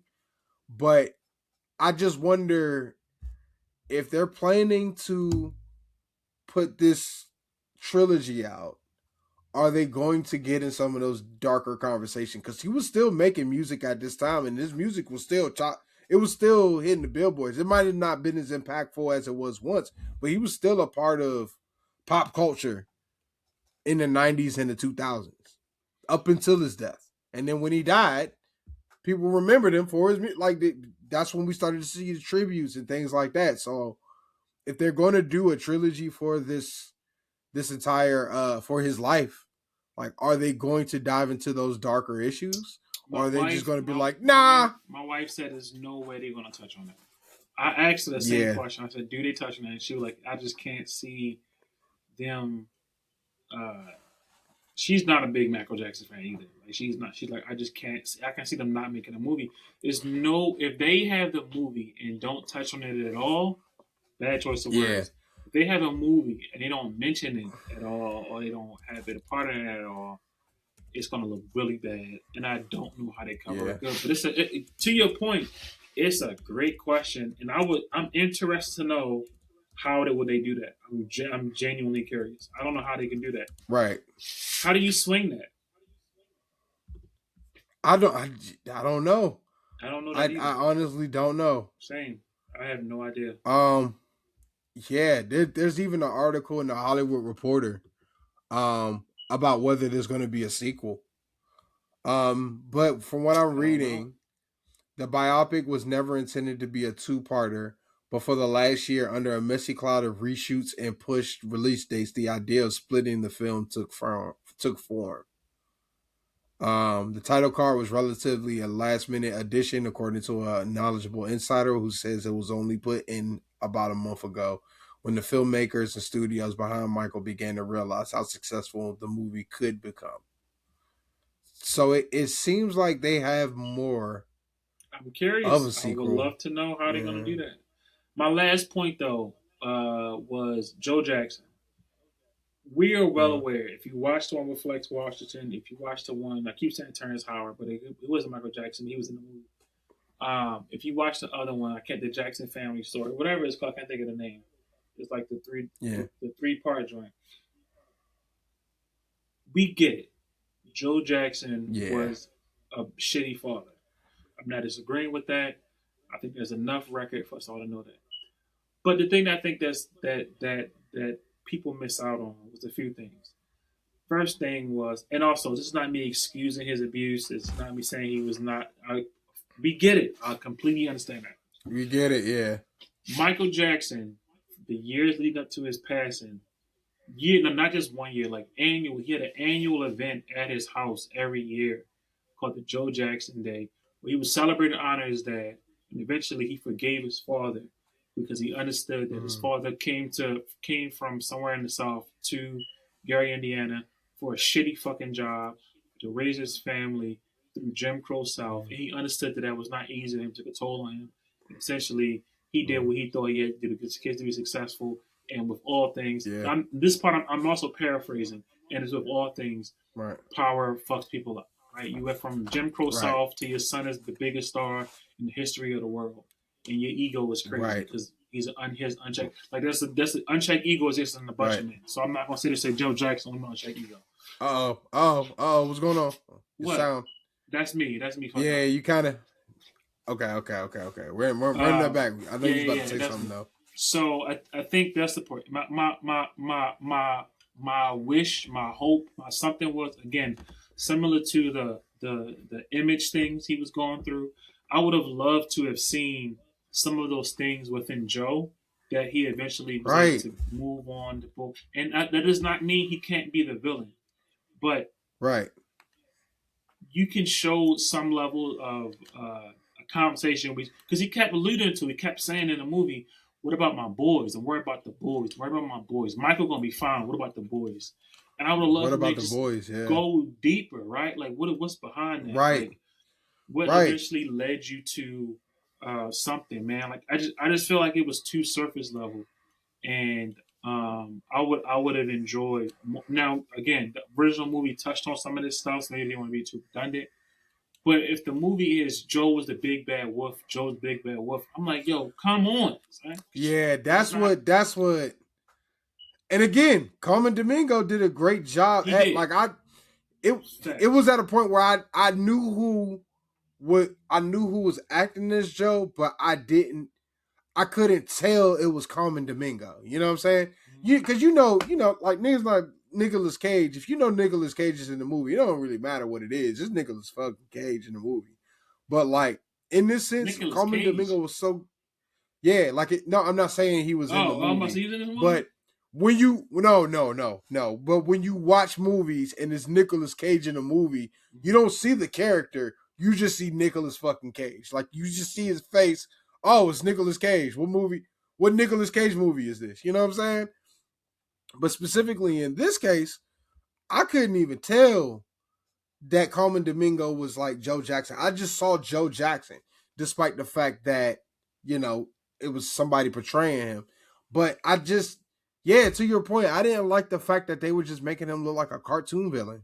Yeah, same. To quote my friend Garrett Kennedy, you know what I'm saying? Like, I just didn't like necessarily like the fact that they just made him like a villain, and Facts. they try again. He felt like the pirate from like the fucking Peter Pan tales and shit like that. Facts. Because I know that 100%. there was a huge connection between the literature that he was reading and the way that he had that impact on people. Like it was magical and shit like that. Mm-hmm. And that's when I started realizing, like, okay, this is more of a musical life film compared to it being an actual biopic. Because when you look at films like Ray, when you look at films like the Miles Davis film, Miles Ahead, Mm-hmm. you see the darkness that comes from it. You see I the love that realness, movie. and Don then they Cheadle. also give you the movie. Yeah, I Yeah, love that movie. yeah, that shit's. I Ooh, love yeah, it. Yeah, I yeah, I love love that that Miles movie. Davis movie. Yeah, Yeah, I wish they got more yeah, prevalent. What was I about to man. say? Right. I was about to say something. The Michael Jackson. What the fuck was I about to say? Shit. Damn, I don't remember. We were talking about Joe Jackson. If that Yeah, I helps. forgot that fast. With okay, all right. Well, Yeah, yeah, man. I I don't know, just I man. didn't like the way that they. Yeah, but I will say they provided more context about the victory tour. So That's true. I was like, That's true. because it's always been talked about. I know podcasts talked about it as well. I know that it was kind of like a fun fact in some cases Mm-hmm. that Don King wanted to get into making music and Mm-hmm. stuff like that. And to actually see what inspired the victory tour before that moment where Michael was like, actually, this is the last tour, and this is the last concert, last tour, grand opening, grand closing, like closing that shit out and actually moving on his own. That was pretty cool. But I do want to see the creation of Bad.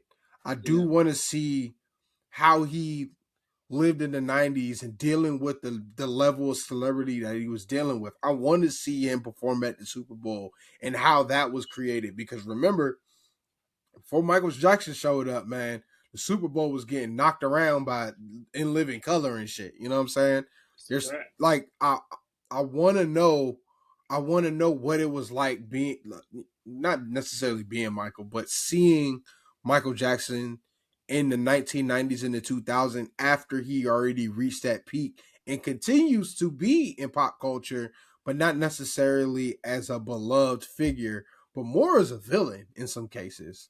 How do you Uh, cover that and not cover the child stuff though? I think everything you said is true, and I would love to see that's that in the true. film. But That's true. how do you cover that and not cover the child stuff? I don't know. Can't skip over. I don't But know. everything you said, I Yeah. agree 100%. I would love to know that. What is it like being the biggest star in the world with no I internet? mean, yeah, yeah. No internet. It's right. He was the biggest star in the world. It was analog. But then when you really think about it, like eventually we're gonna find out about the other stars that we're listening to this day. For Like sure. I know that there's gonna be a Kanye West. I know there's gonna be a Kanye West film that comes out. Yeah. A biopic, mind you. Probably. You know what I'm saying? I know probably, yeah. Like we know that for a lot of these superstars, there's going to be biopics that come out. If not, we already got documentaries, but yeah, I was hoping they would say like he had a mental health disorder and they would release like to let people know like something, bro. Something gotta explain. Yeah. Explain. Because they go to him being older, and now he's just like, it just didn't make sense. Oh yeah. What? But it was a fun movie. I finished my popcorn while I was watching it. You know what I'm saying? Yeah. It was a fun film. It was a fun film. Do you want to get into what you're listening to? Yes, you go first. Let me go first. All right. It's been awful. Isaiah Rashad. Constant rotation. Yes. I love the songs on here. What you think about it? I absolutely love it. My man Otis, shout out to Otis, hit me up the other day, said, man, what do you think about it? I said, I absolutely love it. And I absolutely love several things. I love that he did not let that sex tape come out, stop him from putting out music. Fuck all them haters. Yep. I enjoyed that he addressed it the way he wanted to address it. I have not watched the Breakfast Club interview with him yet because I'm not watching shit on Netflix. So I don't fuck with Breakfast Club like that. Yeah, I wanted to, but they did an Isaiah Rashad interview that I wanted to watch. Every song on this album is fire in its own different way. I love Do I Look High, a Happy Hour where he used the same rhyme scheme throughout the joint. Yeah, I fuck with Happy Hour. MOM, Man on the Mission. I love yeah. Boy in Red. Absolutely love Isaiah Rashad album. He does not disappoint. I love that TDE takes their time until the album is right and it's sonically. I tweeted this out. I said, man, this album is going to play so well live. It's going to sound so great in a concert venue. I would love to see him this summer when he go on tour, man, because this is going to play so great. Listening to Isaiah Rashad, what you think about the album before I get to the rest of my list? Man, listen, I'm still going through it, but I do like how he transformed sonically from the last project, The House is Burning. I like the fact that it feels a lot more mature. Yep. It feels like he's providing more perspective compared to what he did when The House was Burning came out. Because when The House was Burning came out, like it was bangers on bangers. He was talking about his life compared to the Sun's tirade. But I do like the fact that he's a lot more introspective 100%. for this time around. 100%. But he also manages to have bangers. Yeah. Same shit. Wow. 719. You ain't lying about that. Crazy. Yo, I'm playing that right now. Crazy. Yo, every song. There's no bad song in this album. I absolutely love it. Big Crit plus the deluxe version of Dedicated to Catalyst was an album he put out in the fall last year. It's a couple of extra songs on there. Sunset Vet was the sequel, the single he put out for it. I do hope Crit, now that he got this last thing out of his whatever, I hope he starts to get back in his creative bag and just do whatever the fuck he feels like. I would love, like his first album, Crit was here. I would love more stuff, like the storytelling, the compelling of it. I love when he raps about like the car stuff. I love the way the sound, I love the bass. But Crit was here. Crit was rapping about how much he's a great rapper, and we need Southern rappers to bring that back. I'm listening to today. What's her name? Little Sims put out an EP with a song on there called "Game On" with JT from City Girls. Fire, great song. Oh shit! What? Put it in your mix. I'm telling you now. Play that. But it's called "Game On." It's great. I'm listening to Pompeii and Utility by Earl Sweatshirt. It's a joint double album between Earl Sweatshirt and Mike and Surf Gang. He got another one out? God damn. It's like a joint where it's Mike in the first part of the album, the first 15, 16 songs, and the other 15 songs is Earl. produced by God damn. Surfing. Listening to Do You Want More by The Roots 25th Anniversary Live. Mhm. Listening to some instrumentals on the joint. What else am I listening to? Mexico Joe. Always Mexico Joe playing all the time. Yes. Got a new song called Yes. Knuckle Out. Black Keys, my favorite bands, put out Hell Peaches, yeah. playing that. Vince Staples put out a new single called Blackberry Marmalade. I'm really excited for his album. That's a great song as Yeah. well. Yeah, I heard Um, that shit. That shit fire I was too. playing Reese, How I Do, RES. Okay. I love that album. Yeah. The alternative like R&B 90. I think that would have been a big record had it been promoted a little bit differently. I think that was a wonderful album, classic album. I would love to cover it. I loved every song on that. RES, her album is called How I Do. Gangsta Isn't that the song that got Golden Boys on there? Golden Boys. Golden Boys. Yes. Yes. Yes. You know, Santiago was a part of Who that album. was she? Santiago. I did not know that. Yeah. Really? The Yeah. album came My out in homegirl. 2001. Yeah. Yeah. Yeah. All right, I didn't know that. Cause I've been listening to like actually Golden Boys have been in like rotation lately. So it's funny that you actually said that because I took some time to listen to Golden Boys and then I got into some of her other projects. But yeah, Santiago's a part of that song. And I heard through the Mhm. grapevine that this song is about Mos Def. Oh, that's fire. I mean, Oh man, it probably was a yeah, great song. Last yeah. two, Gangsta Grill's dedication to Lil Wayne. Sometimes you want to hear rappers rap about how good they can rap, Rapidy rap. and not Yeah. rapidy rap because rapidy rap is like boring. Wayne's rap about how he's the Okay. best rapper. Wayne dedication to that bag. It's just confidence rap, and you need that sometimes. Okay. Great album. Okay. Last but not least is Continuum by John Mayer. Came out in, I think this is a 20-year anniversary of this album. It's one of my favorite Okay. albums ever. It has like Waiting on the World to Change. It has Yeah. Gravity, Slow Dancing in a Burning Room, Bold as Love. It's a great, yeah, John Mayer was in his bag, bro. So yeah, I absolutely Okay. love that. Shit. Yes, sir. That's what I've been on, man. A little over the place. I'm all over the place. And a lot of reggae. Peter Tosh. Okay. As you Mohan should. Weber. As you should. Yeah. A lot of reggae, brother. A lot of reggae. Yeah. Yes, sir. What you got? Okay. Okay. All right. So I'm looking at my Spotify right now. So definitely it's been awful. The Prelude by Suave. I've been blasting that lately. That came out today. They got fucking Jermaine Dupri in the first song out the break. Coop is on the project as well. Suave. SWAVEY. VAY. Suave. Yeah. Back to the trap freestyle. That shit hard, but Casket, bruh, blew the fucking speakers out in such a good way. It didn't really happen. My speakers are fine. But man, that shit is hard. Oh my god, this old it's just I don't know if it's an EP. Yeah, I rock with Marco. Yeah, bruh. Yeah. And Nason on there too. So I've been blasting that today, honestly. Direction by Al Capone. This is a old Memphis underground tape from 1995. I like it because it is definitely old school Memphis, but it has more of a West Coast vibe to it. Compared to some of the other projects that came out, 3-6, Tommy Wright the Third. This one is a little bit more West Coast compared to those other projects. And it also again shows the versatility that Memphis had in the 90s, despite the fact that they all were from the South. You could tell that there were like different influences. Speaking of Memphis, the next song that I was listening to, or the other song I was listening to today, was Go by Key Glock. That shit literally goes. Yes, sir. Yeah, that shit goes crazy. That shit goes crazy.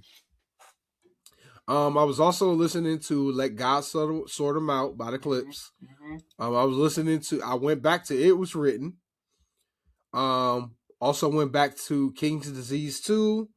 Listening to Key's new project, Epiphany, man.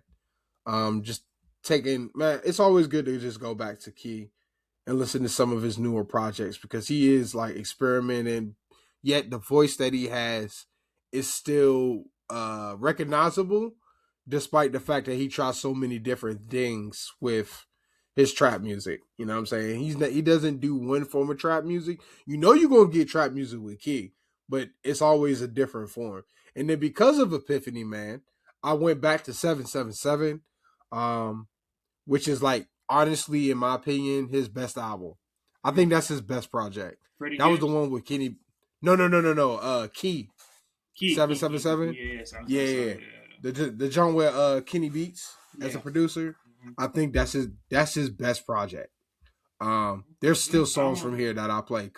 Toronto, goddamn, Key, Love low on key Ice. was a key funny same word was super I know. important for the whole ATL movement that we had for the past Yeah. 10, 15 years. He played a major, Yes. big role.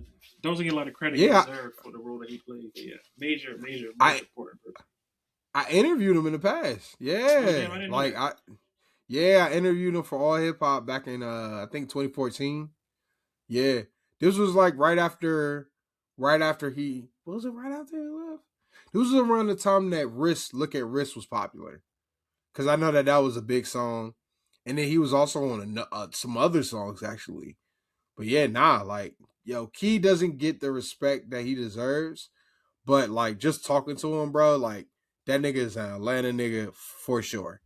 Um, but speaking of Atlanta, this guy's not from Atlanta, but he definitely makes music out of Atlanta occasionally. YG. I went back to some YG. It's been a while since I actually listened to YG, especially since he's making his aesthetic is changing a little bit. It's still West Coast music, but it's a little deeper into the West Coast aspect. And then he's also, I guess, being a little bit more open about his life compared to how it was in the past. But I will say, man, like I do like the fact that he's leaning into like the natural West Coast. He's always been able to do that, but it kind of seems like he's changing his version of the sound. You know what I'm saying? It sounds different, but it's still kind of the same. So I was listening to State of Emergency. I was listening to Hollywood, um, and then also Lovers and Friends as well, for sure. Mm, mm. Yeah. Some hits over there. Key Glock, the Yellow Tape, Yeah. Pinata, and then last but not least, it was Sade's birthday. I think the last a couple Yes, it weeks ago. was. Yes, So sir. I yeah, was so playing it Diamond too. Life. I was playing it Yeah, too. Yes, sir. I was playing my it too. favorite album, Diamond Man. Life. Yeah. Oh my god, that's a beautiful album. I love Sade. My gosh, man, I need Any that on vinyl. anything? Me too. Anything to promo as we wrap up? Yeah, I'm working on a couple of things. Definitely working on that EP. You know what I'm saying? Working with Nisho on another EP. We got a name for it. We're still working out some of the concepts. Mm-hmm. Um, but the beats are fire. You know, Ahmad, I sent you the beats, so you got Yeah, those. yeah, I agree with him. Oh, okay. Well, all right. Well, just shit. Well, yeah. We're working on it. We're slowly but surely churning away. But yeah, when it comes out, I'll let you know. Check out the SPL. That's around the corner. So if you're trying to watch me on the internet, definitely check out the Sixes Prize League. I might be in another lacrosse league, but if you want to just look at lacrosse shit, oh my god, I was dead. God damn, that was a big ass, big ass league. Oh. I didn't know you was gonna see that, but if you want to find me, my name is Vance B _ on IG and Vance64 on what's that thing, X, Twitter, whatever you call it. Yeah. Even though I don't really talk on there anymore, and also Blue Sky Vance-B Blue Sky. Come fuck with your boy. We're here. We're in this bitch. Follow all of that. I would just say Yes. follow Record Report on all social medias, Instagram, Facebook. Yes. We're not good at using social media because we got real lives and jobs. We just love the Yes. pod. And we're old. We're old people that shake our hands at the clouds. Yeah, Yes. 100%. Especially me. Every day I wake up, shake my hands. What you could do is, if you're listening to this, share it with a friend. You can send us an email, recordreportpodcast.com, with any suggestions, thoughts, so going to shut the fuck up. And thanks for listening. You made it this far into the episode, man. We really appreciate it. Yes, Every Lord. second counts. and we're Yes, trying to build Lord. a community here. So just share it out with your family and friends, man. Thank you for listening. Till next time. Peace. Peace. Woo.